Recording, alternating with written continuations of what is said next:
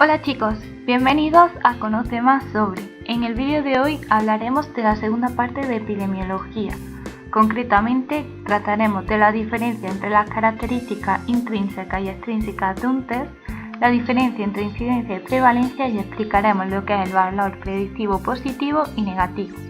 Así que, vamos a ello. En primer lugar, las características intrínsecas de un test. Estas ya las conocemos, pues las hemos visto en el vídeo anterior, y son dos: la sensibilidad y la especificidad. Las características intrínsecas de un test son aquellas que no se ven modificadas por la frecuencia de la enfermedad en la muestra de población que estemos estudiando. Estas van a depender exclusivamente del punto de corte que pongamos en el test, pero no va a depender de cuán frecuente es en la población la enfermedad. Además, hay que tener en cuenta que sensibilidad y especificidad poseen una relación inversa, pero esta no es lineal. Esto significa que cuando la sensibilidad de un test aumenta, va a disminuir la especificidad. Sin embargo, no lo van a hacer en la misma proporción. De igual manera, si disminuye la sensibilidad del test, aumenta la especificidad. Recordando un poco lo que era sensibilidad y especificidad, pues la sensibilidad era el número de enfermos que se detectan, es decir, los verdaderos positivos entre el número total de enfermos, verdaderos positivos más falsos negativos, mientras que la especificidad era el número de personas sanas detectadas entre el número de personas total sanas, verdaderos negativos entre verdaderos negativos más falsos positivos. ¿Por qué decimos que estas dos variables se distribuyen o varían de forma inversa? Vale, en el cuadrito de abajo pongo un ejemplo de un test, de resultados de un test, por ejemplo, un test de glucemia. Para decir que una persona es diabética podemos utilizar diferentes puntos de corte. Podemos utilizar, por ejemplo, a partir de 105 de glucemia, podemos decir, vale, a partir de 105 la persona es diabética, o podemos utilizar 110 o 115. Según el punto de corte que utilicemos, va a variar la sensibilidad y la especificidad del test. La mayoría de resultados en la población se distribuyen en función de una distribución de Gauss, una distribución normal. Bueno, pues si utilizamos, por ejemplo, un punto de corte de 110, obtendremos que las personas de ese punto de corte hacia la izquierda, es decir, con valores menores a 110 de glucemia, serán sanas, serán negativos, mientras que la parte derecha, todas las personas que tengan un valor superior a 110 de glucemia serán enfermas, es decir, positivas. Sin embargo, si utilizamos un valor de 120, observamos que el número de personas sanas, es decir, con valor negativo, aumenta con respecto al número de personas enfermas y con respecto al test anterior. En esta imagen estamos comparando los dos casos anteriores. En el caso de que utilicemos un punto de corte de 110, como he dicho, hemos visto que las personas sanas que obtenemos según ese test es mucho menor que si utilizamos un valor de punto de corte de 120. Esto va a implicar que el test de la izquierda sea más sensible, mientras que el test de la derecha sea más específico. Vamos a ir paso por paso. En primer lugar, el punto de corte 110 lo que nos da es que todas estas personas van a ser enfermas. Es decir, que con que supere un poquito este punto de corte, ya te va a estar dando que eres positivo, que eres enfermo. Como la sensibilidad era el que medía la cantidad de personas enfermas, podemos decir que este test es muy sensible. Es muy sensible porque va a detectar prácticamente a todos los enfermos. ¿Cuál es el problema? Que a cambio muchas de las personas que son sanas las va a detectar como enfermas. Por ello es sensible, pero va a ser poco específico. En cambio, si utilizamos un punto de corte alto, vamos a obtener que todas estas personas van a ser sanas y solamente estas van a ser las que son detectadas como enfermas. Esto implica que el test va a ser muy específico porque va a detectar específicamente a las personas enfermas. El problema es que probablemente algunas de las personas que sí que están enfermas las estemos tratando como sanas. Por ello es específico, pero es poco sensible.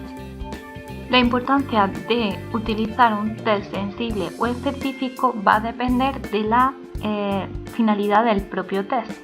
Por ejemplo, cuando queremos hacer un test de cribado, lo que nos interesa es detectar a todas aquellas personas enfermas. Por lo tanto, utilizaremos un test que sea muy sensible. Sin embargo, si ya lo que queremos hacer es una comprobación del test de cribado inicial, utilizaremos un test que sea más específico.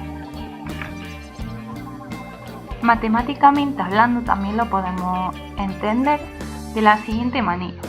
La sensibilidad era el número de personas con verdaderos positivos entre verdaderos positivos más falsos negativos. En el test de la izquierda, este de aquí, vemos que los positivos van a aumentar. Van a aumentar tanto los verdaderos como los falsos, pero los positivos aumentan con respecto a este test, que son solamente estos. Por ello, el verdadero positivo va a aumentar. Sin embargo, en el caso de los negativos, que esta parte va a disminuir con respecto a este test. Entonces, la sensibilidad va a aumentar porque los verdaderos positivos aumentan y los falsos negativos disminuyen. Sin embargo, la especificidad va a disminuir porque los verdaderos negativos disminuyen y los falsos positivos aumentan. De igual manera, el test de la derecha, como hemos dicho, el número de personas que son positivas va a disminuir con respecto a este. Y al contrario ocurre con los negativos. Así pues, este test de la derecha con un punto de corte mayor nos va a dar una sensibilidad menor, porque los verdaderos positivos disminuyen y los falsos negativos aumentan. De igual manera, la especificidad va a aumentar porque los verdaderos negativos aumentan, mientras que los falsos positivos van a disminuir. En conclusión, podemos decir que sensibilidad y especificidad van a depender del punto de corte. Pero una vez que hayamos establecido el punto de corte evidentemente se tiene que establecer antes de realizar cualquier determinación. Por lo tanto, una vez establecido este punto de corte, la sensibilidad y la especificidad no van a variar, son intrínsecas del propio test. Sin embargo, hay otras características que son extrínsecas del test y es que van a variar según la frecuencia de la enfermedad de la población que estemos estudiando, es decir, van a variar según la prevalencia. Para ello antes hay que explicar la diferencia entre incidencia y prevalencia, porque en ocasiones estos dos términos se confunden. La incidencia hace referencia al número de nuevos casos que aparecen en un periodo de tiempo. Por ejemplo, podemos decir que en España aparecen 100 casos de diabetes al año. Sin embargo, la prevalencia es el número de casos existentes en un momento determinado. Por ejemplo, podemos decir que hay 10.000 personas enfermas de diabetes en España. Dentro de las características extrínsecas del test tenemos el valor predictivo positivo y el valor predictivo negativo. El valor predictivo positivo hace referencia a la probabilidad de ser una persona realmente enferma, es decir, de ser realmente positivo, teniendo en cuenta que el test da positivo. Estos valores también se les denominan valores por prueba porque solamente se pueden calcular una vez que ya hayamos obtenido el resultado del test. El valor predictivo positivo es, por lo tanto, la división entre verdaderos positivos y la suma de verdaderos positivos y falsos positivos. Realmente esto no es más que una probabilidad condicionada. Es la probabilidad de que si mi test me da que soy enfermo, realmente lo sea. Por ejemplo, si el valor predictivo positivo es del 80%, significa que yo al hacerme el test he dado positivo y por lo tanto tengo un 80% de posibilidades de ser realmente enferma. Sin embargo, el valor predictivo negativo es la probabilidad de ser realmente sano, es decir, realmente negativo, teniendo en cuenta que el test ya me ha dado negativo. Por ello, resulta de la división de los verdaderos negativos entre el total de negativos. Verdaderos negativos más falsos negativos. De igual manera, si el valor predictivo negativo es, por ejemplo, del 70%, significa que yo en el test he dado negativo y entonces tengo un 70% de probabilidades de dar enferma. Una cosa que hay que tener en cuenta y que os puede confundir en ocasiones es que el valor predictivo negativo no se puede calcular a partir del valor predictivo positivo. Es decir, si yo tengo, por ejemplo, un valor predictivo positivo del 80%, significa que tengo una probabilidad de ser enferma del 80% y una probabilidad del 20% de ser sana. Pero en ningún caso eso significa que el valor predictivo negativo sea del 20%. Eso es algo que puede confundir, pero son términos diferentes. Bueno, ¿y de qué dependen los valores predictivos? Pues evidentemente dependen de la sensibilidad y de la especificidad, puesto que, como hemos dicho antes, los valores de sensibilidad y especificidad son los que van a determinar el número de verdaderos positivos, verdaderos negativos, falsos positivos o falsos negativos. Pero además también va a depender de la prevalencia. La prevalencia, como hemos dicho, es el número de personas enfermas dentro de la población. Si la prevalencia es alta, significa que hay un alto número de personas enfermas. Por lo tanto, la probabilidad de que una persona dé enfermo es mayor que de una persona de sana.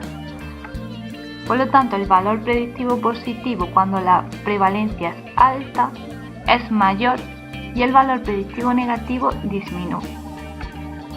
A diferencia de si la prevalencia es baja, significa que una enfermedad es muy rara en la población. Por lo tanto, un valor predictivo positivo es menos fiable. Lo más normal es que si tú tomas a una persona de la población, el resultado sea negativo porque la prevalencia es baja. Sin embargo, el valor predictivo negativo aumenta. Bueno, y nada, aquí acaba el vídeo de hoy. Si tenéis cualquier duda o sugerencia, como siempre, dejad vuestro comentario o escribidme a conoce.mas.soc@gmail.com. Si os ha gustado, like y suscribiros. ¡Hasta la próxima!